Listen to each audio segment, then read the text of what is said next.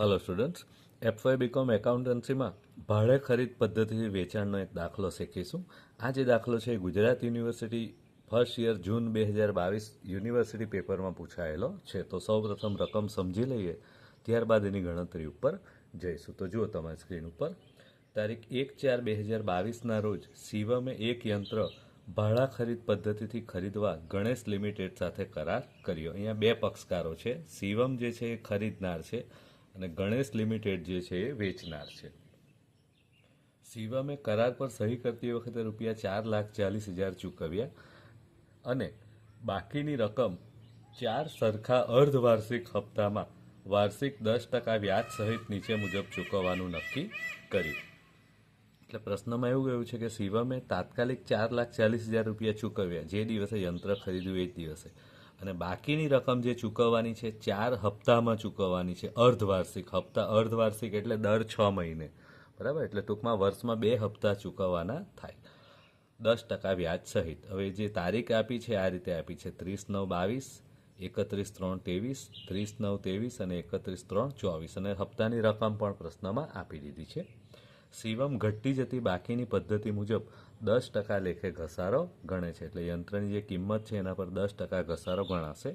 બંને પક્ષકારો દર વર્ષે 31 માર્ચના રોજ તેમના વાર્ષિક હિસાબો બનાવે, એટલે કે વર્ષ 31 માર્ચે પૂરું થાય છે. જરૂરી ગણતરી દર્શાવો. શિવમના ચોપડે યંત્ર ખાતું અને ગણેશ લિમિટેડનું ખાતું બનાવો. બરાબર? તો આટલી વસ્તુ આપણે ભાગરૂપે કરવાનું છે. સૌ પ્રથમ ગણતરી બતાવવાની છે અને ત્યારબાદ શિવમ એટલે કે શિવમ કોણ છે? ખરીદનાર. ખરીદનારના ચોપડે યંત્રનું ખાતું અને ગણેશ લિમિટેડનું ખાતું પણ બનાવવાનું છે. તો સૌ પ્રથમ આપણે વ્યાજની ગણતરીનો કોઠો બનાવીશું. તો આપણે જે રીતે દરેક દાખલામાં કરીએ છીએ એ રીતે વ્યાજની ગણતરીનો કોષ્ટક આ રીતે તૈયાર કરીશું. બરાબર? એની અંદર વિગતો લખી દઈએ. કઈ તારીખે યંત્ર ખરીદ્યું? 1/4/22. બરાબર? ત્યાર પછી હપ્તા કઈ કઈ તારીખના ચૂકવવાના છે? 30/9/22, 31/3/23, 30/9/23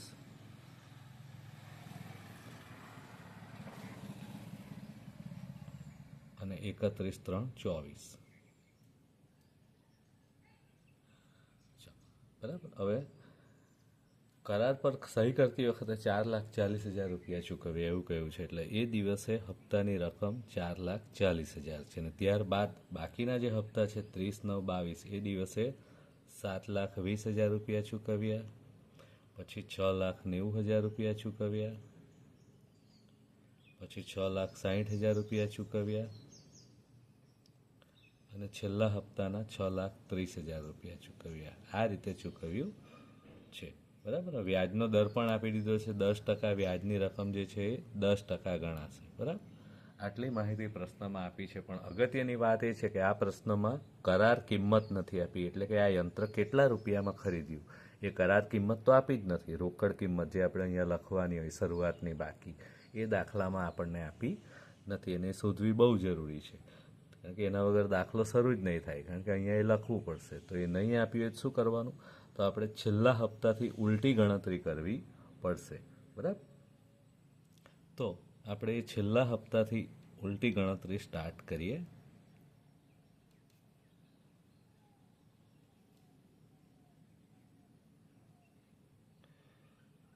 છેલ્લા હપ્તાથી આપણે ઉલટી ગણતરી કરતા જાય એટલે એકદમ લાસ્ટમાં આપણને રોકડ કિંમત મળશે. તો સૌ પ્રથમ છેલ્લો હપ્તો એટલે ચોથો હપ્તાની રકમ લખીશું.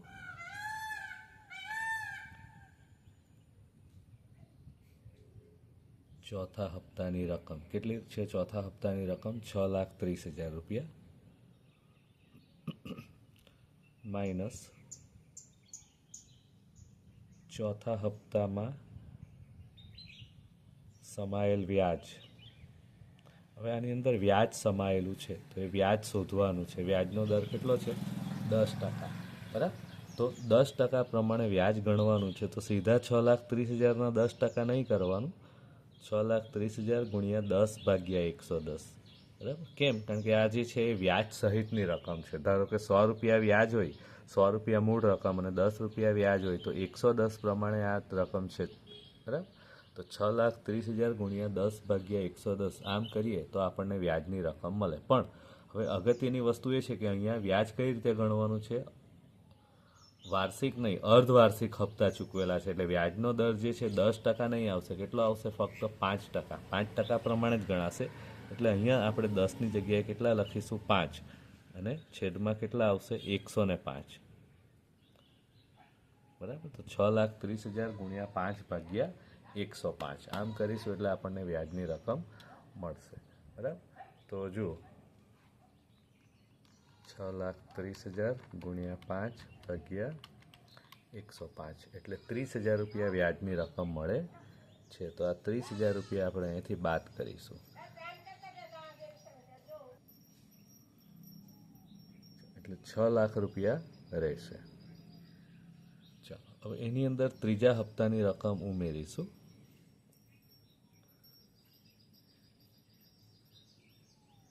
ત્રીજો હપ્તો કેટલા રૂપિયાનો છે? 6,60,000 રૂપિયા.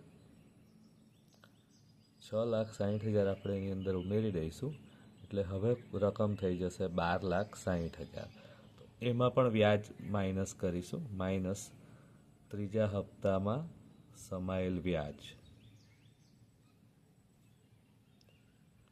તો હવે વ્યાજ 12,60,000 પર ગણવાનું છે. તો 12,60,000 ગુણ્યા 5/105. કેમ 5? તો ફરી કહું છું, વ્યાજની રકમ આમ તો 10% છે, પણ વ્યાજનો દર કેવો છે? અર્ધવાર્ષિક હપ્તો ચૂકવવાનો છે. બરાબર.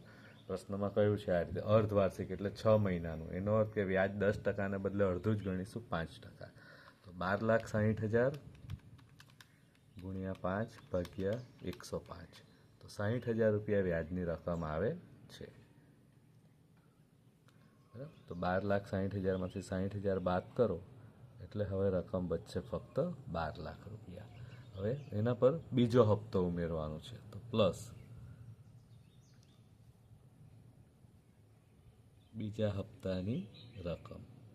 બીજા હપ્તાની રકમ કેટલી છે? 6,90,000 રૂપિયા. 6,90,000 રૂપિયા આપણે એની અંદર ઉમેરી દેવાનું છે એટલે 18,90,000 રૂપિયા થશે. હવે એમાંથી પણ વ્યાજ બાદ કરીએ. માઇનસ બીજા હપ્તામાં સમાયેલ વ્યાજ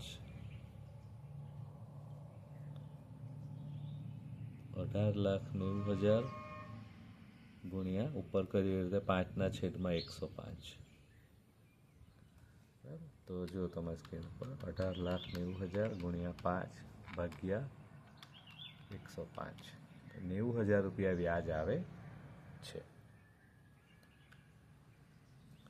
બરાબર. એ વ્યાજ બાદ કરો એટલે હવે રકમ બચશે 18 લાખ રૂપિયા.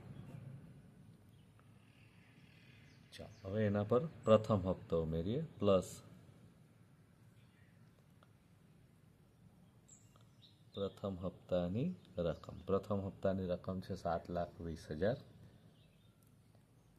એ ઉમેરી દઈએ એટલે હવે થઈ જશે 25,20,000.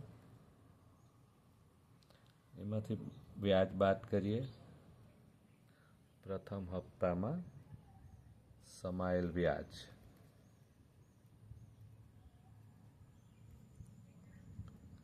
બરાબર. તો 25,20,000 જે છે એના ઉપર કર્યું એ પ્રમાણે 5/105. તો 25,20,000 ગુણ્યા 5/105. તો 1,20,000 રૂપિયા વ્યાજ આવે છે. બરાબર. તો 1,20,000 રૂપિયા આપણે લખી દઈએ.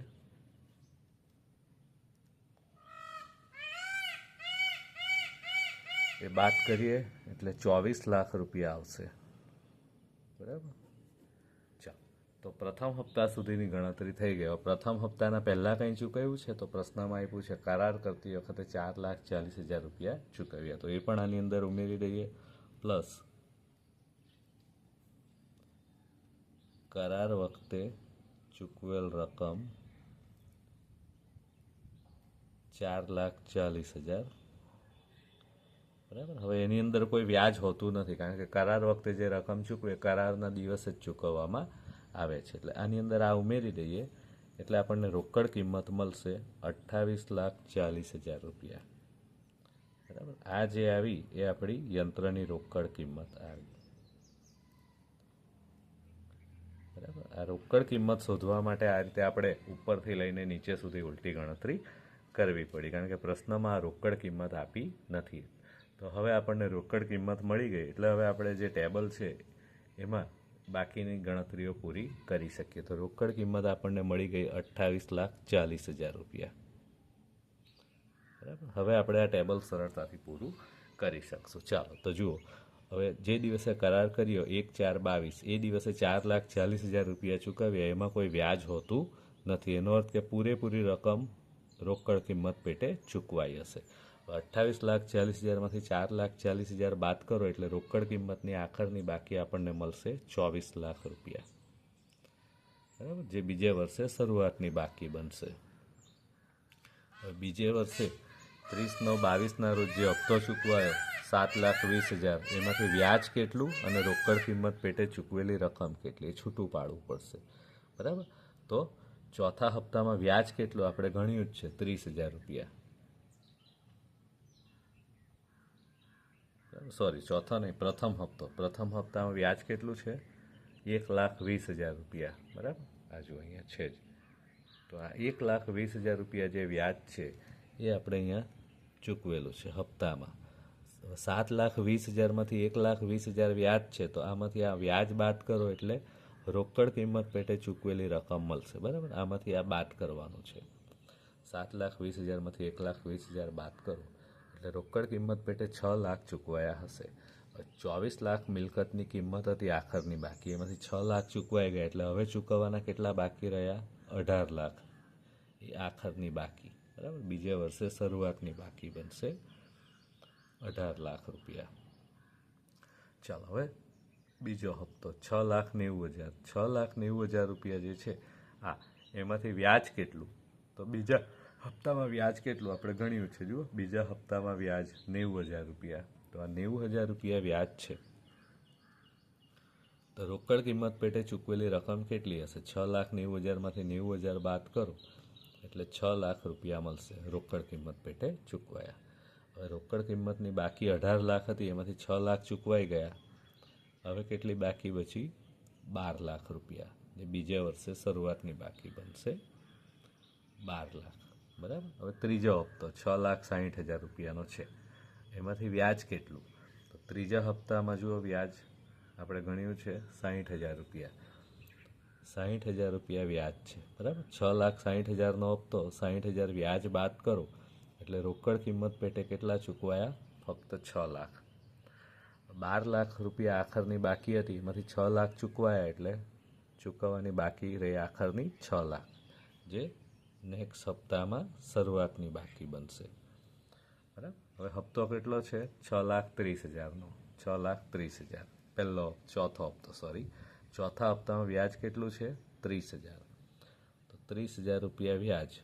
6,30,000માંથી 30,000 વ્યાજ બાદ કરો એટલે રોકડ કિંમત પેટે ચૂકવેલી રકમ આવશે 6 લાખ. 6 લાખ ચૂકવવાના હતા, બાકી ચૂકવાઈ ગયા, કશું ચૂકવવાનું બાકી રહેતું નથી. રોકડ કિંમતની કોઈ આખરની બાકી વધતી નથી. તો આ રીતે આ ટેબલ પૂરું થયું. બરાબર, એટલે પ્રશ્નમાં રોકડ કિંમત નહીં આપી હતી, આપણે આ રીતે ઉલટી ગણતરી કરીને શોધી નાખીએ અને પછી આ ટેબલ પૂરું કરી શકીએ. બરાબર, હવે પ્રશ્નમાં જે ખાતા બનાવવાના છે એની વાત કરીએ. તો પ્રશ્નમાં કયા કયા ખાતા બનાવવા કયા છે, ગણતરી આપણે દર્શાવી દીધી. શિવમ એટલે કોણ છે, ખરીદનારના ચોપડે યંત્રનું ખાતું અને ગણેશ લિમિટેડનું ખાતું બનાવવાનું છે. બરાબર, તો જુઓ તમારી સ્ક્રીન ઉપર શિવમ એટલે ખરીદનારના ચોપડામાં યંત્રનું ખાતું અને ગણેશ લિમિટેડનું ખાતું. બરાબર, તો હવે ખાતામાં આપણે જરૂરી રકમો મૂકતા જઈએ. આપણે ગણતરી કરી જ છે, એ ગણતરીમાં જોતા જઈશું અને જરૂરી રકમો મૂકતા જઈશું. બરાબર, હા, બીજી એક વસ્તુ આપણે ઘસારો ગણવાનો છે, કારણ કે ઘસારો આપણે ખાતામાં લખવો પડશે. તો સૌપ્રથમ આપણે ઘસારાની ગણતરી કરી નાખીએ અને પછી આગળ કામ કરીએ. બરાબર, તો યંત્રની કિંમત આપણે શોધી. બરાબર, યંત્રની કિંમત જે છે રોકડ કિંમત શોધી નાખી, કેટલી, 28,40,000. તો આટલા રૂપિયા યંત્રની બાકી છે 1/4/22ના રોજ શરૂઆતની બાકી 28,40,000. બરાબર, હવે એના પર ઘસારો ગણીએ અને પછી આગળ ખાતાઓ પૂરા કરીએ. તો સૌ પ્રથમ ઘસારો આપણે જે ગણવાનો છે 31/3/23 વર્ષ પૂરું થશે. ઘસારો કઈ રીતે ગણવાનો છે? 10% લેખે ઘટતી જતી બાકીની રીતે, બરાબર. તો 28,40,000ના 10% કરીએ તો ઘસારાની રકમ થશે 2,84,000 રૂપિયા, બરાબર. એમાંથી ઘસારો બાદ કરો એટલે બાકી રહેશે 25,56,000.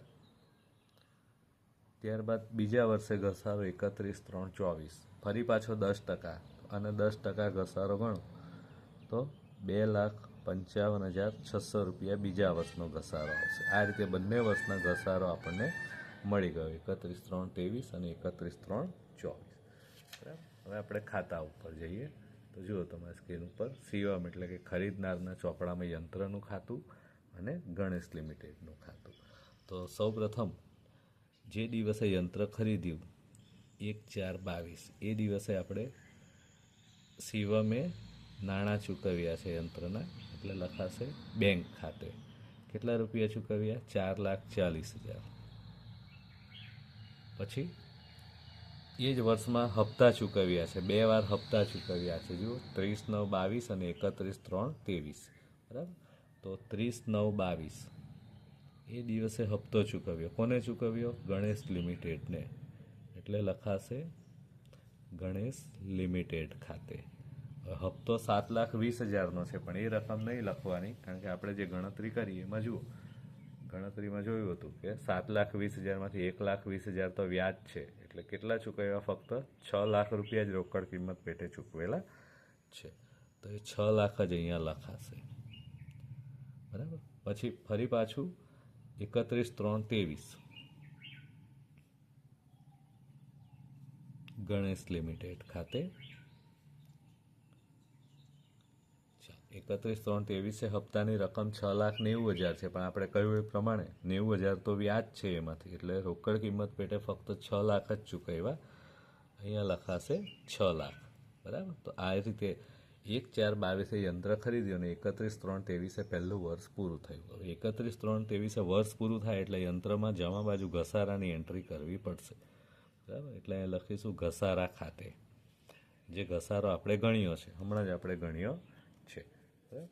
તો કેટલા રૂપિયા ઘસારો ગણ્યો? તો જુઓ તમારી સ્ક્રીન ઉપર આ રીતે છે, 2,84,000 રૂપિયા પહેલા વર્ષનો ઘસારો છે. તો આ 2,84,000 રૂપિયા જે ઘસારો છે એ આપણે અહીંયા જમા બાજુ લખીશું, બરાબર. હવે ખાતું બંધ કરવાનું છે, વર્ષ પૂરું થયું એટલે ખાતું બંધ કરવાનું છે. તો સરવાળો કરીએ. ઉધાર બાજુનો સરવાળો 16,40,000 રૂપિયા થાય છે. આ જ સરવાળો જમા બાજુ પણ લખી દઈએ, 16,40,000 રૂપિયા, બરાબર. એમાંથી 2,84,000 બાદ કરો એટલે બાકી નીકળશે 13,56,000 રૂપિયા. 31/3/23 બાકી આગળ લઈ ગયા, બરાબર. 31/3/23 પછીનો જે બીજો દિવસ આવશે એ દિવસે આ બાકી આગળ લાવ્યા, ઉધાર બાજુ લખાશે. તો 1/4/23 બાકી આગળ લાવ્યા 13,56,000 રૂપિયા. ચાલો, ત્યારબાદ જે નાણાં ચૂકવાયા એની વાત છે. તો 1/4/23 પછી કયા નાણાં ચૂકવાયા? 30/9/23ના રોજ. તો 30/9/23 એ દિવસે હપ્તાની રકમ 6,60,000 છે, પણ એમાં વ્યાજ 60,000 છે. વ્યાજ બાદ કરો એટલે રોકડ કિંમત પેટે ફક્ત 6 લાખ ચૂકવાયા, બરાબર. કોને ચૂકવ્યા છે? ગણેશ લિમિટેડ. ગણેશ લિમિટેડ ખાતે લખીશું 6 લાખ. અને વર્ષ પૂરું થશે 31/3/24 એ દિવસે ફરી પાછો હપ્તો ચૂકવાયો 6,30,000નો, પણ ગણતરી પ્રમાણે 30,000 રૂપિયા વ્યાજ છે, એટલે ફક્ત 6 લાખ જ રોકડ કિંમત પેટે ચૂકવાયા હશે. 6 લાખ ગણેશ લિમિટેડ ખાતે, બરાબર. વર્ષ પૂરું થયું એટલે ઘસારો 31/3/24. આપણે ઘસારાની ગણતરી જોઈ ગયા છે. આ રીતે જો તમારી સ્ક્રીન ઉપર કેટલો ઘસારો છે? 2,55,600 રૂપિયા. તો એ 2,55,600 રૂપિયા ઘસારો લખીશું.